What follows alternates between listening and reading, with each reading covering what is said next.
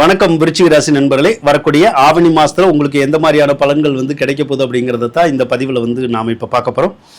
முதலாவதாக சுக்கிர பகவானை பார்ப்போங்க. சுக்கிர பகவான் உங்களுடைய ராசிக்கு 11வது ராசியில் இருக்கு. அப்போ சுக்கிரன் 11ல் இருந்தால் பெண்கள்னால நமக்கு நன்மைகள் ஏற்படக்கூடிய ஒரு அமைப்பும் இருக்குது.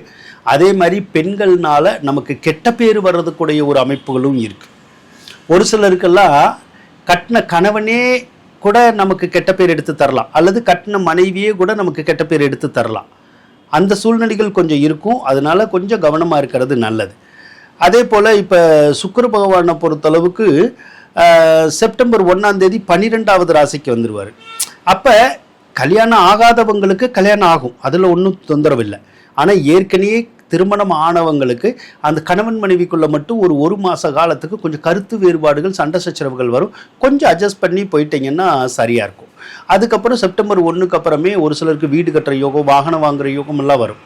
ஒரு சிலருக்கு ரொம்ப நாளாக ஏதாவது வீடு போன்ற பொருளை அடமானம் வைக்கணும்னு நினச்சி முடியாமல் இருந்தால் அடமானம் வைக்கலாம், அல்லது விற்கணும்னு நினச்சி விற்க முடியாமல் இருந்தால் விற்கவும் செய்யலாம். அதே மாதிரி வாகனங்களும் அதே மாதிரி தான், அல்லது வீட்டுக்கு தேவையான எலக்ட்ரானிக் பொருளை சிலருக்கு வாங்கி கொடுக்கும், சிலருக்கு விற்கவும் வச்சிடும். அந்த வேலைகளை அந்த சுக்கிரன் தான் செய்வார்.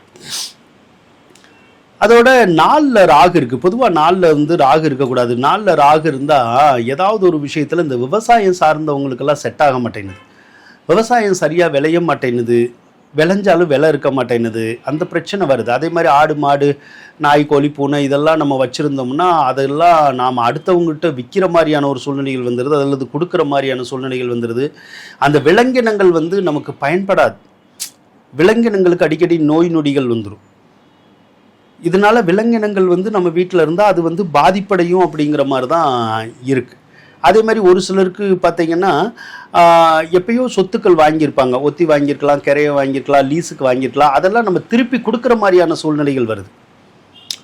அதே மாதிரி வண்டி வாகனங்கள் இந்த மாதிரி சொத்துக்கள்லாம் இருந்தால் நம்ம கொஞ்சம் கவனமாக தான் வைக்கணும். ஏன்னா ஒரு சில பொருள்கள் எல்லாம் அடுத்தவங்க யாராவது கவர்ந்து எடுத்துகிட்டு போயிடுறாங்க. அதே மாதிரி ஒரு சிலருக்கு தாயாரோட பகை வர்றதுக்குடைய வாய்ப்பு இருக்கும். அப்படி இல்லை, தாயாரோட பகை வரலை அப்படின்னா தாயாருக்கு ஏதாவது மருத்துவ செலவுகள் ஏற்படக்கூடிய ஒரு அமைப்பு இப்போ இருக்கும். அதே மாதிரி சிலருக்கு வீடு மாறுறது, ஊர் மாறுறது, அந்த அமைப்புகள் இருக்குது. நம்ம வீடு மாறணுன்னாலும் மாறலாம், ஊர் மாறணுன்னாலும் நம்ம மாறலாம். அடுத்து சனி பகவானை எடுத்துக்கிட்டோம் அப்படின்னா 5வது இடத்துல தான் இருக்குது. பொதுவாக 5வது இடத்துல சனி இருந்தால் பெற்ற பிள்ளைகளுக்கு வாகன விபத்துக்கள் வரதுக்குடைய வாய்ப்புகள் இருக்கும், அல்லது ஏதாவது ஒரு வகையில் அவங்க கீழே விழுந்துருவாங்க. ஸோ போக்குவரத்தில் மட்டும் பிள்ளைகளை கவனமாக வச்சுக்கிறது நல்லதுங்க.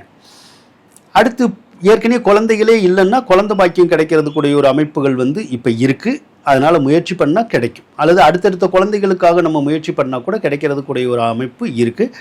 அதே மாதிரி சனி பகவான் 5வது இடத்துல வலிமையாக இருக்கனால ஒரு சிலருக்கு ஜாப் மாற்றங்கள் ஏற்பட்டுரும். சரிங்களா? இப்போ நம்ம வேலை பார்க்குறோம்னா அந்த இடத்துல வேலை பார்க்க முடியாது. ஏதோ ஒரு காரணமாக நம்மளே வெளியே வந்துடுவோம் வேலை பார்க்குற இடத்துலேருந்து, இல்லைன்னா வேலையை அவங்களே விட்டு வேலை பார்க்குற நிறுவனமே விட்டு நம்மளை நீக்கலாம்.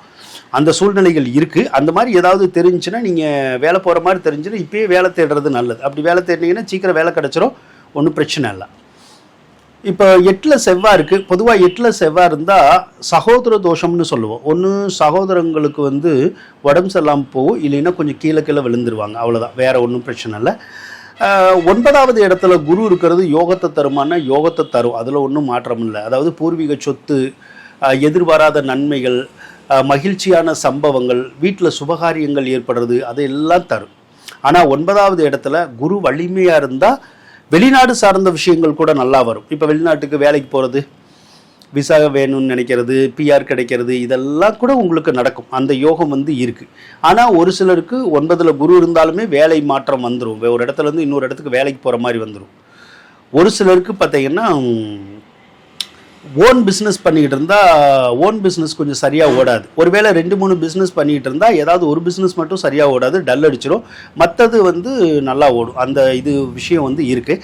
அடுத்து உங்களுக்கு 9வது இடத்துல தான் புதன் இருக்குது. 9வது இடத்துல புதன் இருந்தாலும் வெளிநாடு சார்ந்த நன்மைகள் நமக்கு கிடைக்கும். அதே புதன் ஆகஸ்ட் 18ஆம் தேதி 10வது ராசிக்கு வந்துடுவார். அப்படி 10வது ராசிக்கு வந்துட்டால் ஒரு சிலருக்கு மீடியா துறையில், கல்வித்துறையில், அக்கௌண்ட்ஸ் துறையில் வேலை வாய்ப்புகள் கிடைக்கும்.